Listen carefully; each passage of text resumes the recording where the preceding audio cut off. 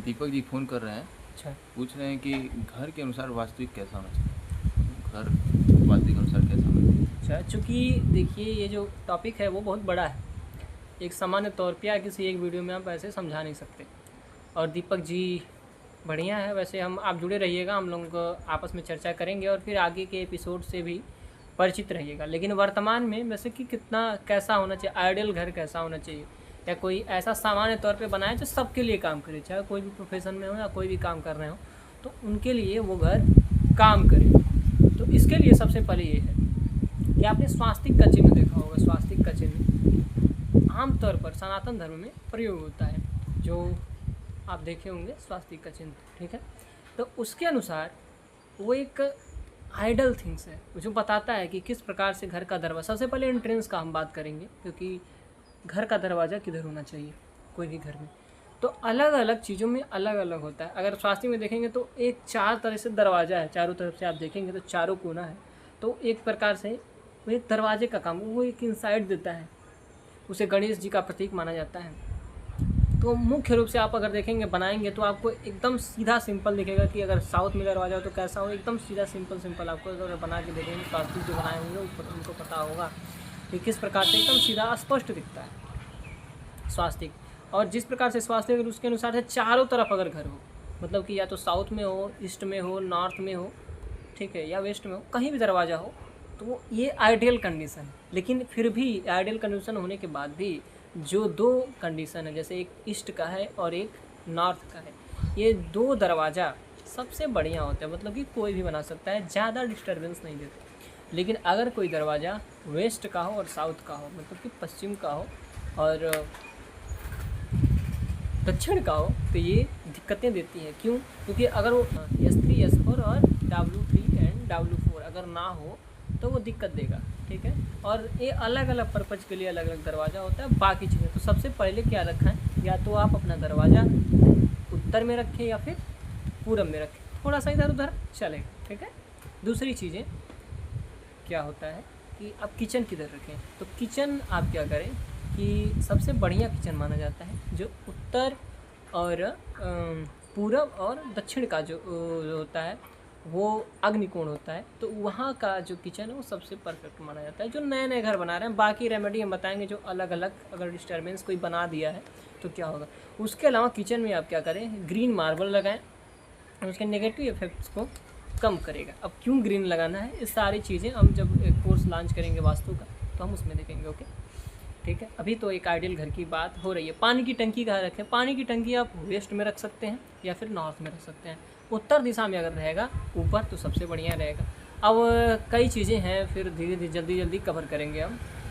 South west में क्या रखें, सबसे बहुत बड़ा कंडीशन है, यूट्यूब पे पूरा आप देखेंगे कि मचा हुआ है कि साउथ वेस्ट में किसी का कमरा है, किसी का कुछ है, किसी का कुछ है, तो क्या दिक्कतें आ रही हैं। दरवाज़ा तो एकदम नहीं रखना साउथ वेस्ट में, नहीं तो बहुत सारी परेशानियाँ, कोई ना कोई बीमार रहेगा। तो साउथ वेस्ट में जिसके ये सारी चीज़ें होंगी उनको पता होगा, एक बार आप अनुभव जरूर करेंगे कि अगर साउथ वेस्ट में अगर आपका दरवाज़ा है तो दिक्कतें आएंगी, बार बार तबीयत किसी न किसी का ख़राब रहता होगा, कोई ठीक नहीं होता, इम्यूनिटी का प्रॉब्लम होता है।